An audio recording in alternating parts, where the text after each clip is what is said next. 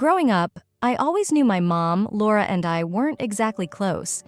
She wasn't the warm, nurturing type, but things really started falling apart after my parents divorced when I was 9. My dad, Rick, had been my rock for as long as I could remember. He was calm, steady, and always present. But Mom? She was like a storm, unpredictable and overwhelming. When the divorce happened, she made sure everyone knew her side of the story. According to her, Dad had abandoned us, but even as a kid, I knew that wasn't true. Dad still called regularly, sent child support checks, and tried to stay involved in my life. But whenever his name came up, Mom would scoff, waving the support money around like it was an insult. "This is all your father thinks you're worth," she'd say. And even though I knew better, those words stuck with me. By the time I was 11, Mom had met Dan, a contractor who seemed charming enough at first. They got married a year later, and soon after, my half-brother Max was born. From that moment, I became invisible. Laura doted on Max and catered to Dan's every whim, while I was left to fend for myself. Dinners became elaborate affairs for Dan and Max, and more often than not, I'd come home to an empty fridge or leftovers that no one bothered to save for me. It wasn't just about the food, though. It was the way the house felt, like it belonged to someone else, and I was just a visitor. But I kept my head down and pushed through, counting down the days until I could leave for college and finally be free. The real turning point came when I was 17, just months away from graduating high school. I'll never forget that Saturday afternoon. I'd been out with friends, but we wrapped up early, so I headed home, not expecting anything out of the ordinary. As I walked in, the house was eerily quiet. Not the normal kind of quiet, but the kind that makes your stomach twist because you know something's off. I called out, "Mom? Dan?" But no one answered. Then I heard it, voices upstairs. At first, I thought maybe Mom was on the phone or something, but as I crept up the stairs, the laughter gave it away. It wasn't Dan she was laughing with. The door to her bedroom was cracked open, and I couldn't stop myself from looking. There she was, tangled up with some guy I'd never seen before, acting like it was the most normal thing in the world. They were laughing, joking, completely carefree. My heart pounded so loudly I was sure they'd hear it. But when they finally noticed me, it wasn't because of the noise. It was because I'd gasped out loud. Mom's face went pale as she scrambled to cover herself with a blanket. The guy? He just smirked, like this was no big deal. "Emily," Mom stammered, "this isn't what it looks like." But it was exactly what it looked like. I couldn't even form words. I just turned and bolted out of the house, my mind racing. I walked aimlessly around the neighborhood for hours, trying to wrap my head around what I'd just seen. Should I tell Dan? Confront Mom? Or just let it go? None of the options felt right, but the one thing I knew for sure was that I couldn't stay in that house any longer than I had to. When I finally went back, Mom acted like nothing had happened. She didn't apologize, didn't try to explain, just went about her day as if I hadn't caught her in the middle of something that could destroy her marriage. I couldn't bring myself to confront her, so I stayed in my room, avoided her as much as possible, and counted down the days until graduation. A few weeks later, I remembered something Dad had mentioned during one of our phone calls, a small apartment he was planning to set up for me once I graduated. At the time, I didn't think much of it, but now it felt like a lifeline. I worked up the courage to call him and explained that I couldn't stay with Mom anymore. "Of course, Emily," Dad said without hesitation. "We'll figure it out. Pack what you need and I'll come get you tomorrow." The relief was overwhelming. That night, I threw everything I could into a few bags and didn't bother telling Mom. She didn't notice or didn't care. Either way, I was done trying to be part of her life when she clearly didn't want me there. The next morning, I woke up early, my bags packed and ready by the door. I sat on the edge of my bed, staring at the walls of my room, the only place in that house where I felt even a shred of comfort. The posters, the shelves cluttered with books, the photos tacked onto my bulletin board. All of it felt like a snapshot of a life I couldn't wait to leave behind. Dad texted me just after 8 a.m. "Here." I didn't say goodbye to Mom or Dan. I grabbed my bags, walked down the stairs, and left without a word.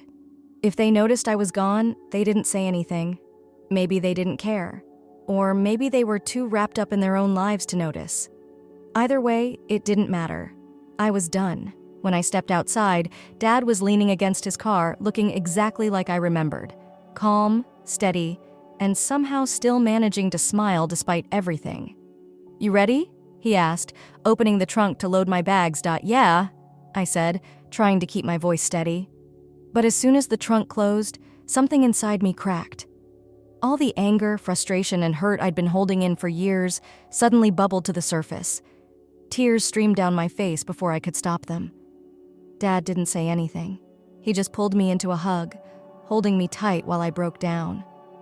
I don't know how long we stood there, but by the time I pulled away, I felt lighter, like some of the weight I'd been carrying had finally lifted. The drive to Dad's place was quiet. He didn't press me for details or ask why I'd left so suddenly. He just let me sit with my thoughts, and I was grateful for that. When we finally pulled up to his apartment, I was surprised by how cozy it looked. It wasn't anything fancy, a small 2-bedroom unit in a quiet neighborhood, but it felt safe. And after everything, that was all I wanted.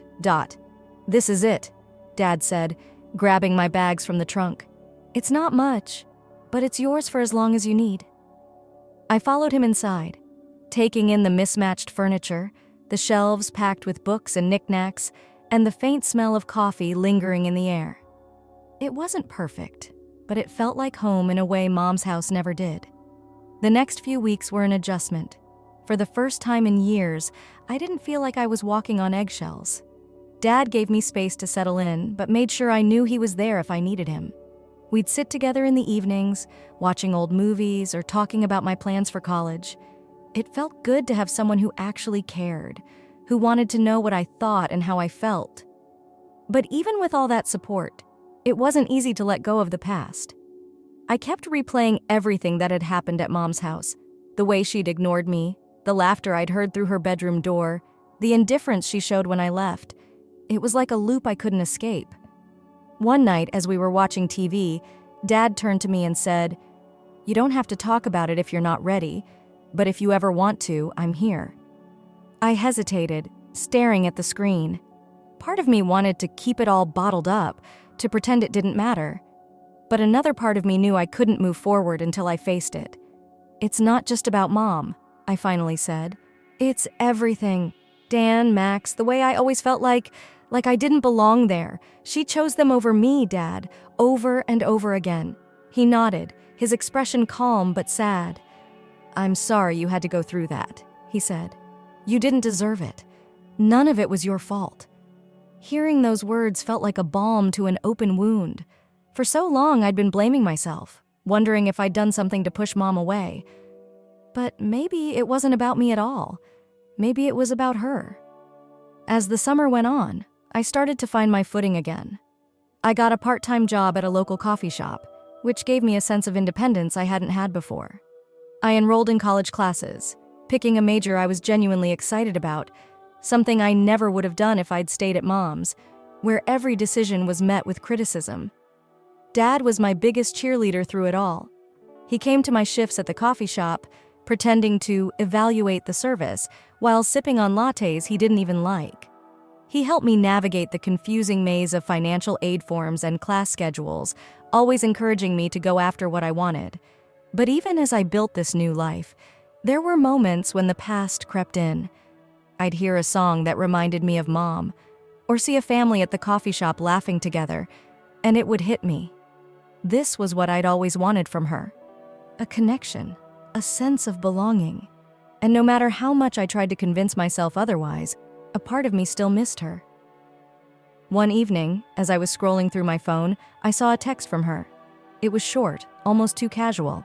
"Hope you're doing well. Let me know if you need anything." I stared at it for a long time, debating whether to respond. Part of me wanted to ignore it, to keep the distance I'd fought so hard to create. But another part of me, maybe the same part that still hoped for something better, couldn't let it go. "Thanks," I typed back. "I'm fine." Her reply came almost instantly. "Good to hear. Let's catch up soon." I didn't respond. I wasn't ready to open that door again, not when I just started to find peace. But the fact that she'd reached out at all left me conflicted. Was she trying to fix things? Or was this just another empty gesture? I didn't reply to my mom's last message. I wasn't ready, not after everything that had happened. Her reaching out felt like a pebble tossed into a calm lake, creating ripples that disturbed the peace I'd worked so hard to find. I told myself I'd deal with it later, but deep down, I knew it was more complicated than that. I wasn't sure I even wanted to deal with it at all. Life with Dad was steady and predictable, and for once, I didn't feel like I had to watch my back. He never pushed me to talk about Mom or what happened at her house. Instead, he focused on helping me build a future. We'd sit at the kitchen table late into the evening, going over my class schedule and talking about what I wanted out of life. It was a far cry from the chaos I'd grown used to, and honestly, it felt strange at first, like I didn't quite know how to relax. The coffee shop job turned out to be a blessing. It gave me structure and a little extra cash to save for school. But more than that, it introduced me to a new community of people who didn't know me as Laura's daughter or the girl with family drama. I was just Emily, the barista who could whip up a mean latte and remember your order without writing it down. One of my coworkers, a guy named Jake, quickly became a close friend. He was a year older than me and had a laid-back, easygoing vibe that made him impossible not to like. We bonded over our shared love of music and our mutual disdain for customers who ordered overly complicated drinks. Jake had his own family issues, and while we didn't dive into them much, it was comforting to know I wasn't the only one carrying baggage. "You ever think about just cutting ties completely?" Jake asked one night after our shift. We were sitting in his beat-up car, sipping the free drinks we'd snagged before closing. "With my mom?" I asked, staring out the windshield. "Sometimes, but then I feel guilty. Like, no matter how bad it's been, she's still my mom, you know?" Jake nodded, taking a sip of his drink. "Yeah, I get that. But sometimes people don't deserve the title just because of biology." His words stuck with me.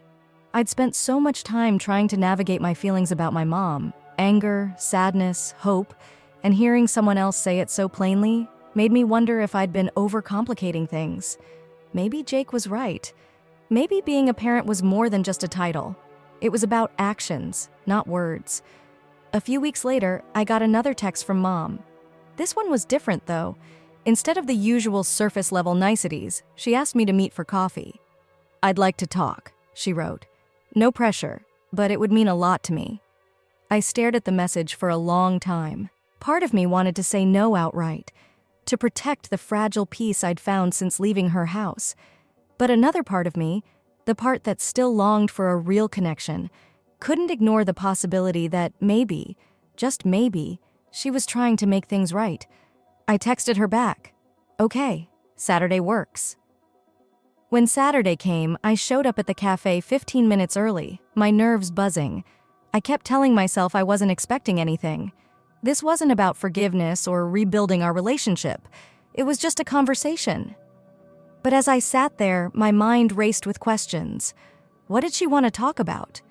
Was this going to be another guilt trip? Or was she finally ready to take responsibility for everything that had happened? She walked in right on time, looking as put together as ever. Her hair was perfectly styled, her clothes crisp and polished. It was like she'd stepped out of a magazine, and for a moment, I felt like I was 12 years old again, desperate for her approval. "Emily," she said with a bright smile as she sat down. "You look great." "Thanks," I said, my voice stiff. "You too." The small talk lasted about 5 minutes before she cut to the chase. "I know I haven't been the best mom," she began, her tone soft. "And I know I've hurt you in ways I can't take back. But I want to try. I want to be part of your life again." Her words hung in the air, heavy and loaded. For years, I'd dreamed of hearing her say something like this. But now that she had, it didn't feel the way I thought it would. There was no relief, no rush of validation, just skepticism. Did she mean it? Or was this just another attempt to pull me back into her orbit? "I appreciate you saying that," I said carefully. "But I'm not sure where we go from here, Dot." She nodded, her smile faltering slightly. "I understand. I just want to start somewhere. Maybe we could have dinner sometime or—" "Mom," I interrupted, my voice firm but not unkind. "It's not that simple. You can't just say sorry and expect everything to be okay. Her face fell, and for a moment I almost felt bad. Almost. But then I reminded myself of all the years I'd spent waiting for her to care, for her to notice me, and the guilt melted away. "I know I've made mistakes," she said quietly. "And I know it'll take time. I just hope you'll give me a chance to make it right." I didn't know how to respond to that. A part of me wanted to believe her, to give her the chance she was asking for. But another part of me, the part that had spent years feeling like an afterthought, wasn't ready to let go of the past. "I'll think about it," I said finally. She nodded, her expression unreadable. We finished our coffee with more small talk, avoiding anything too heavy, and when we parted ways, I felt a strange mix of relief and unease. I hadn't committed to anything, but the door was open now, and that scared me more than I wanted to admit. After that meeting with my mom, I felt like I was standing on the edge of something uncertain.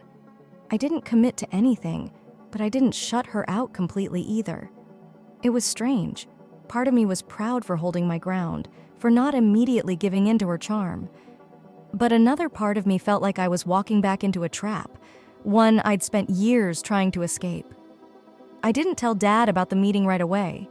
He'd always been respectful of my choices when it came to Mom, but I knew he had his opinions. He'd seen firsthand how much her absence had hurt me, and I didn't want him to worry that I'd get hurt again. Instead, I vented to Jake during one of our late-night drives after a shift. He had a knack for listening without judgment, and I trusted him to give me an honest perspective. "So, she apologized?" Jake asked, raising an eyebrow as he fiddled with the radio. "Like, a real apology?" I hesitated. "I mean, she said she wanted to make things right, that she knows she messed up." Jake snorted. "That's not the same as an apology, Em. Did she actually own up to what she did? Or was it one of those vague let's move on without talking about the past things? That was the thing. I wasn't sure. Her words had sounded sincere, but there was a part of me that couldn't ignore the years of neglect and manipulation.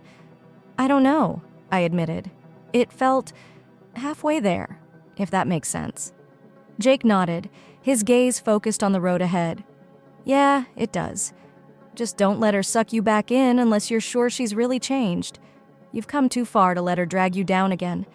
I appreciated his bluntness, even if it stung a little. He was right. I'd spent so much time rebuilding my life, finding my voice, my independence, and the thought of losing that was terrifying. A few days later, I finally told Dad about the meeting. We were sitting in the living room, eating takeout and watching some random action movie. I turned to him during a lull in the explosions and said, "I met Mom for coffee last week." He paused mid-bite, his expression calm but curious. "Oh?" "She said she wants to fix things," I continued, watching his face carefully.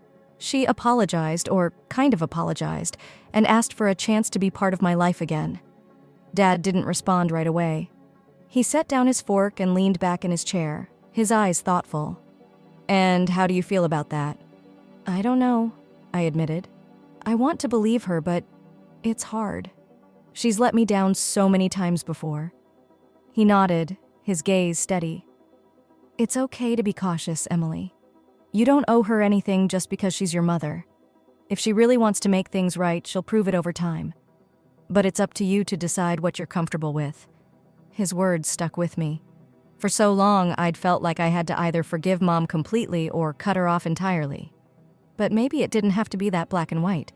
Maybe I could take things one step at a time, setting boundaries and protecting myself in the process. The next few weeks were quiet. Mom didn't reach out again, and I didn't feel the need to contact her either. Instead, I focused on school and work, pouring my energy into the things that made me feel grounded. Jake and I started hanging out more outside of work, and for the first time in a long time, I felt like I had a real friend who understood me. But just when I thought things were settling down, Mom called out of the blue one evening. I hesitated before answering, my stomach twisting with nerves. "Hi, Mom," I said cautiously. "Hi, sweetheart," she replied, her voice warm and upbeat. "I was just thinking about you and wanted to check in. How are you?" "I'm fine," I said, keeping my tone neutral. "Busy with school and work? That's great to hear," she said.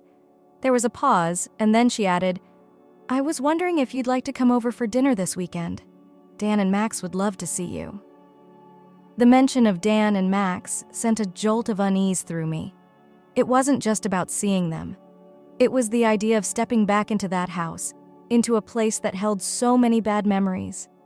I don't think I'm ready for that, I said carefully. It's a lot. She sighed, and I could hear the disappointment in her voice. I understand. I just thought it might be a good step forward for all of us. I'm not saying never, I said quickly, not wanting to shut the door entirely. Just not right now. Okay, she said softly. No pressure. Just let me know when you're ready. After we hung up, I felt a mix of relief and guilt. I'd stood my ground, but I couldn't shake the feeling that I'd let her down. I spent the rest of the evening replaying the conversation in my head, wondering if I'd made the right call. When I told Jake about it later, he gave me a knowing look. You don't owe them your time, Em, he said. If you're not ready, you're not ready, and that's okay. It was a simple statement, but it made me feel a little better. For the first time, I was starting to understand that setting boundaries didn't make me selfish. It made me strong. The days following that call with my mom were quieter, calmer. For once, I didn't feel the weight of second-guessing myself. I'd said what I needed to say, set the boundary I needed to set, and I didn't feel guilty about it. That was a new feeling for me, one I wasn't used to but welcomed wholeheartedly. I focused on the present. Between work at the coffee shop and school, I had plenty to keep my mind busy. And then there was Jake, always ready with a joke or a distraction whenever my thoughts started drifting toward old wounds. He had this way of simplifying things that made me feel less tangled in my emotions. You know, he said one evening as we sat on the hood of his car, looking out at the quiet streets below, you're way stronger than you think you are. I gave him a side eye. What are you talking about? I'm serious, he said, taking a sip from the soda can in his hand. Most people would have caved a long time ago, let someone like your mom guilt them into whatever, but not you.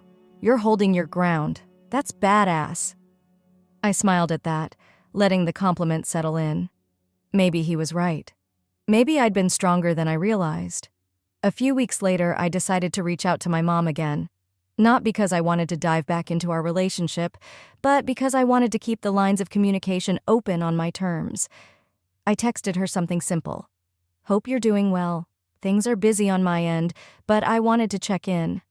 Her response came quickly. Thanks, Emily, that means a lot. Let's plan something soon. I didn't reply right away.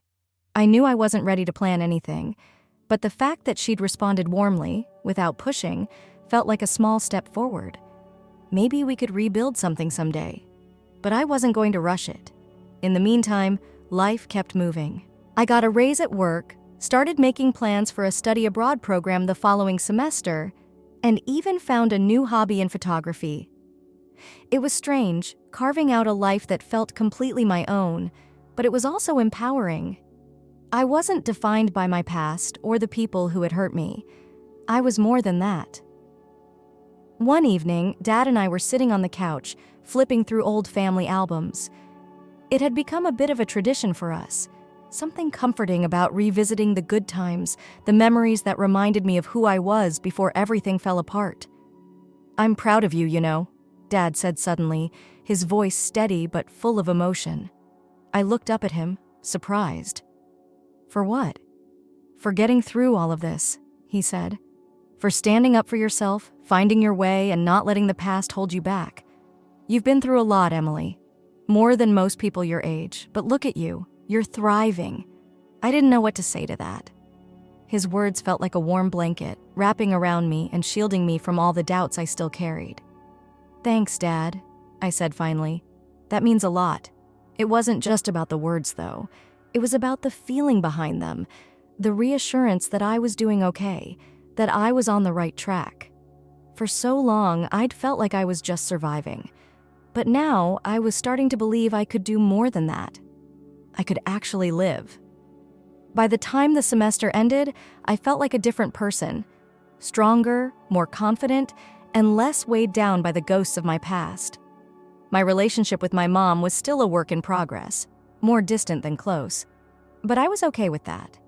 I'd learned that healing isn't about fixing everything.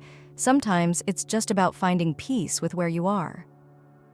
One afternoon, as I was walking home from work, I caught my reflection in a shop window.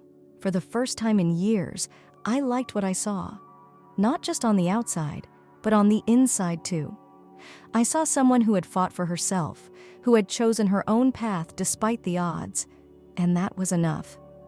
Emily's journey highlights the power of resilience and self-discovery. Rebuilding from a fractured past isn't about erasing the pain, but learning to live with it and grow despite it.